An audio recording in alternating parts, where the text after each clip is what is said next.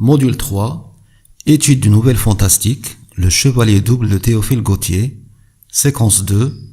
Activité de langue, les figures de style, les figures d'analogie.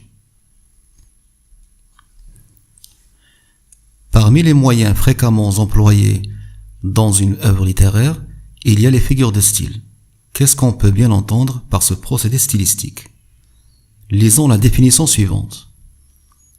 Les figures de style sont des procédés rhétoriques qui permettent de produire un effet plus fort chez le destinataire afin de le séduire, l'émouvoir ou encore le persuader. La rhétorique est l'art de bien parler, qui consiste à séduire par le langage pour être plus persuasif, et ce à travers l'usage de plusieurs procédés différents, entre autres les figures de style. Pour mieux comprendre, je vais vous raconter une anecdote à ce sujet que j'ai lu dans un livre. Un non-voyant qui mendiait sur la route a écrit sur une pancarte « Aveugle de naissance ».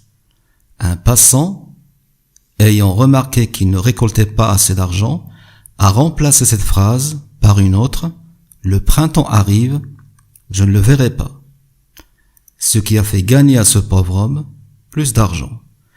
Vous voyez très bien que dans les deux énoncés, il s'agit de la même idée, mais qui est exprimée différemment dans l'un et l'autre. À votre avis, laquelle des deux phrases produit plus d'effet sur le destinataire, c'est-à-dire les passants? Certainement la seconde. Les figures de style sont aussi des procédés qui se distinguent de l'usage courant ou habituel de la langue afin de produire un effet plus intense en rendant l'expression plus belle, plus accrochante. Les figures de style sont nombreuses. Aujourd'hui, nous allons nous contenter d'en voir quelques-unes, celles qui sont beaucoup plus fréquentes dans la nouvelle. Il s'agit de ce qu'on appelle les figures d'analogie.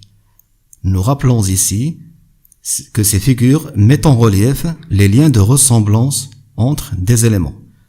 En voici quelques exemples. La comparaison.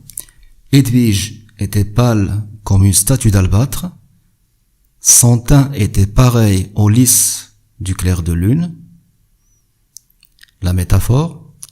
Edwige était très pâle, une véritable statue d'albâtre. La pauvre Edwige a le cœur percé des 7 glaives de la douleur. La personnification. Un petit sourire bleu venait de dérider la face du ciel. La montagne vêtue d'une belle robe blanche dominait la plaine.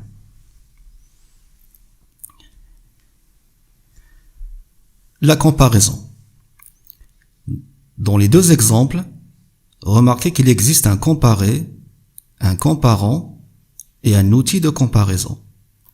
Pour le premier, pourquoi on a rapproché le comparé Edwige au comparant une statue d'albâtre? Justement, c'est pour montrer explicitement et concrètement le point commun, à savoir la pâleur.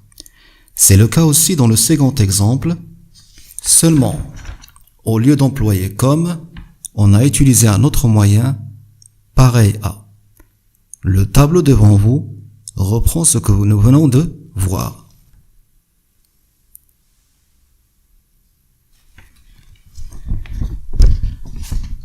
La métaphore. Vous remarquez que ce premier énoncé est presque le même que celui que nous avons déjà vu dans la comparaison. Nous avons toujours le comparé et le comparant, mais l'outil de comparaison n'est plus mentionné. Dans ce cas, nous parlons de métaphore. Pour le deuxième exemple, le comparé étant le cœur chagriné d'Edwige est assimilé à un cœur poignardé, percé par une épée tranchante. Par ce rapprochement, on veut accentuer la tristesse douloureuse ressentie par Edwige.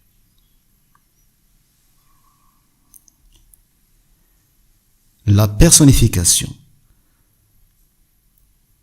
Nous remarquons que dans les deux exemples, le ciel et la montagne sont des éléments inanimés et pourtant on leur attribue ici des qualités, des caractéristiques humaines. La personnification permet de ce fait de rendre un objet inanimé comme une personne vivante.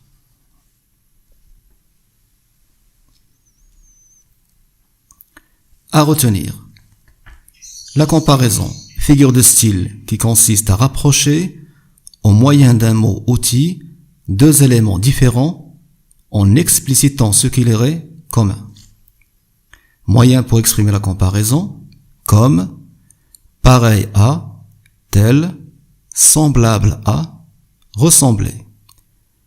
La métaphore rapproche également deux éléments, mais sans outil de comparaison.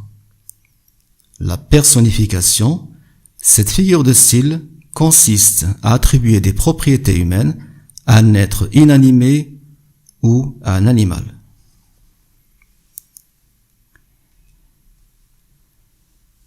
Voici un exercice où vous êtes amené à nommer la figure de style employée dans chaque énoncé.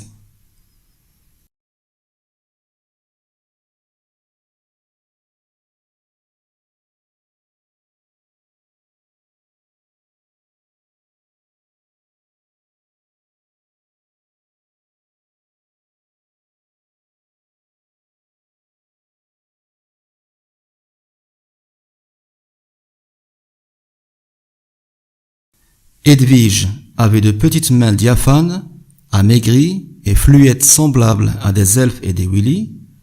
Il s'agit ici d'une comparaison. Notez bien l'outil semblable à. Deuxième phrase.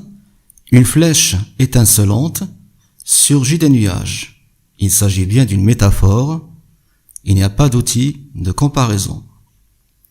L'étranger était beau comme un ange, mais comme un ange tombé est une comparaison. Le vent frappait à la vitre est une personnification. Le feu dansait dans la cheminée est également une personnification. Ma jeunesse ne fut qu'un ténébreux orage est une métaphore.